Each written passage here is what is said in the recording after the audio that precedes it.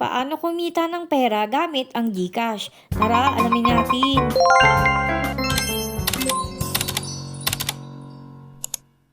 So ito, i-click lang muna natin itong view all. Tapos, scroll lang tayo hanggang sa makita natin yung enjoy.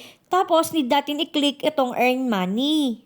After nyan is makikita nyo na dito yung tatlong paraan para maka-earn ng money dito sa GCash. So, isa-isayin natin yan. Unahin na natin itong jobs. So, itong jobs ay basically isang way ni GCash para makahanap tayo ng trabaho at magkapera. So, dito marami tayong trabahong pwedeng pagpilian. At kung ayaw nyo naman maghanap ng trabaho, ay magkakaroon pa rin kayo ng pera dahil sa pagre-refer. So, limbawa, gusto kong mag-apply sa BPO. So, i-click ko lang yung BPO. Tapos, marami na kayo dito pwedeng pagpilian. Piliin nyo na lang kung ano yung mas malapit sa inyo. So, ito, halimbawa, let's say na ito sa Concentrix, sa Makati City yung pipiliin ko. Pag nakapag-refer ako, makaka-earn ako ng 2,500.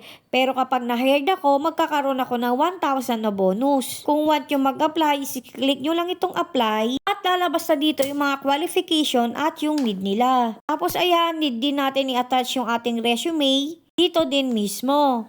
So, pangalawang way naman ay through gigs. So, ito medyo tagilid pa at hindi ko pa alam kung paano kasi hindi daw siya available at still working pa sila sa service na ito. So, hindi pa rin natin alam kung paano yan. So, dito naman tayo sa pangatlo which is yung quick rewards. So, dito ay need natin gumamit ng Hustle PH. Ito ay available sa Android at sa iPhone. Pero meron din siya directly sa GCash. So dito, need natin mag-register at i-download mismo yung Hustle PH kasi i-check nila kung na-download mo na ba ito or hindi. So itong quick rewards ni GCash, ito ay mag-a-answer kayo ng survey kapalit ng coins or di kaya pera mismo. Dito kapag naka 500 token kayo, equivalent siya sa 50 pesos. Pero kasi may mga survey dito na pera talaga mismo yung ipangbabayad nila. So ito kung makikita ninyo, meron ditong 800 pesos. I-click natin yan at tingnan natin kung ano yung mission natin. So, dito, ang mission natin is mag-home visit daw sila at tatanungin tayo ng mga questions tungkol sa iba't ibang product. So if ayaw nyo naman is okay lang din, pwede kayong tumanggi. At pwede naman kayong maghanap ng mga